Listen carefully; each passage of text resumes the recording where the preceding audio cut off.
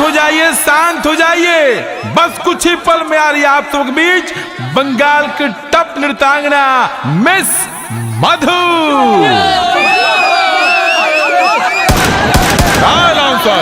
सुन बोला मधु के, बोला मधु के, बोला मधु।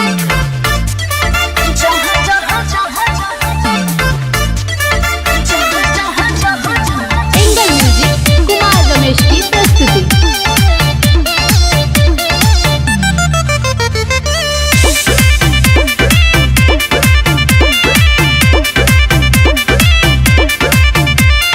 जहाँ जहाँ जानी हम मचे खला बहले के करो हिम्मत बचे बहिया में धले। हाय मालिक तनी फायरिंग कीजिए तो।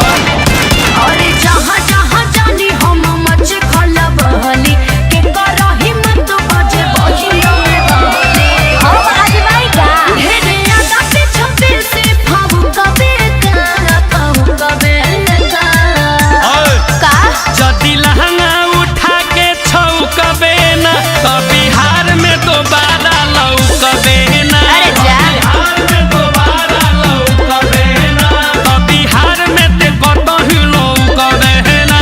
तो बिहार में ते कतही लौकबे ना। हाय हाय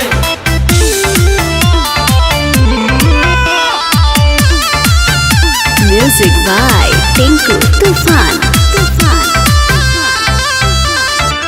बोला ना बढ़ के छाती पर चढ़ के कदम इशारा तकड़ा जइबा। अरे का ई बिहार हो होश में दौड़ा दे बका कया जमाल गोरी कनखी मार के रंगबाज हई जिला जवार के।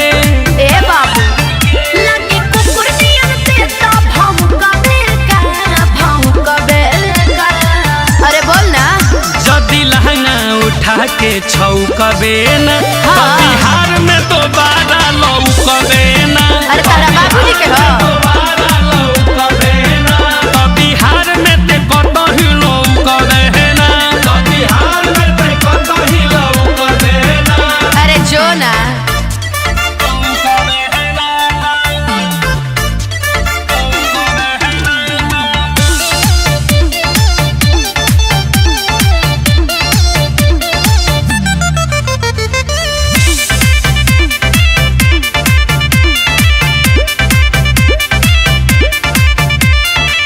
हई बंगाल के फेरा में डाल के रखी लया सिकवारा हो।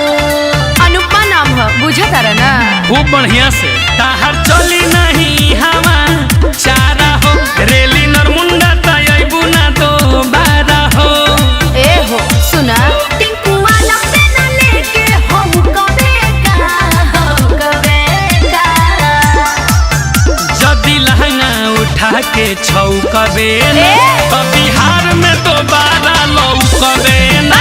तो बिहार में दोबारा लौकबे ना। तो बिहार में ते कतही लौकबे ना। तो बिहार में ते कतही लौकबे ना। करबा रंगदारी छोड़ा देम तोर बीमारी। अरे बात